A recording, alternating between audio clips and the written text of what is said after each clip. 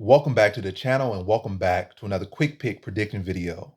In this video, I'll be predicting a contender series bout in the flyweight division between Lun Qiu versus Erisson Ferreira. And I see this fight right here between Lun Qiu versus Erisson Ferreira. I feel like Lun Qiu has fought the better competition. Erisson Ferreira kind of I don't know, his competition I'm not really impressed by. I'm not impressed by Lun Qiu's competition, but I feel like a lot of Erisson Ferreira's competition was just throwaway. I feel like Lun Qiu competition not the greatest, but actually, credible. I feel like Erisson Ferreira, you can't really equate most of his wins, losses, or well, he only got one loss. You can't equate most of his fights as far as relative experience. It's just, matter of fact, you can only equate it as experience. You can say, oh, this guy, you can't cash his wins anywhere. You go to the ticket booth after playing your games. You're like, what can we do with this? These are monopoly coins. Like his fights are outside of actual in cage experience. Don't really equate to much.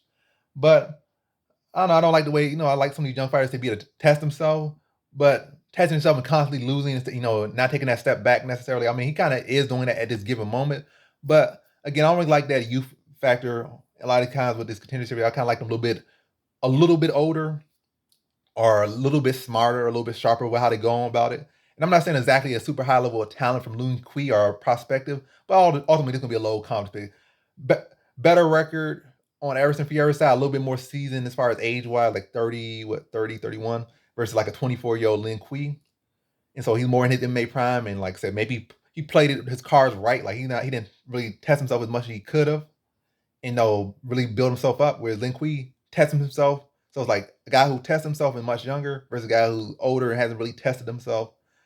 Be a low comp to pick, but I feel like Erisson Ferreira, even though he hasn't fought the competition, I feel like he's just a more seasoned fighter, and that experience and that age is gonna come through for him.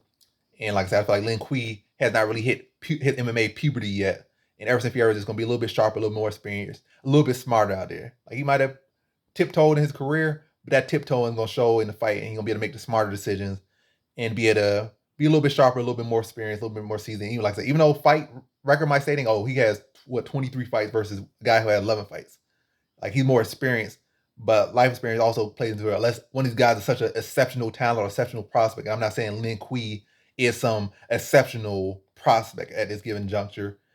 At this given juncture, he just has a name like he from that Mortal Kombat family, Lun Qiu or whatever the case may be. That's only thing exceptional about him. He got an exceptional name, but I'm not saying exceptional skills. I feel like Erisson Ferreira just going to be more seasoned, a little bit sharper in the brain, a little bit more seasoned skills, and be able to edge out a close decision. And a very low confident pick for me right here. Like I'm not liking what I'm saying for either guy and just throw a hat out there. So in this fight, I got Erisson Ferreira via decision.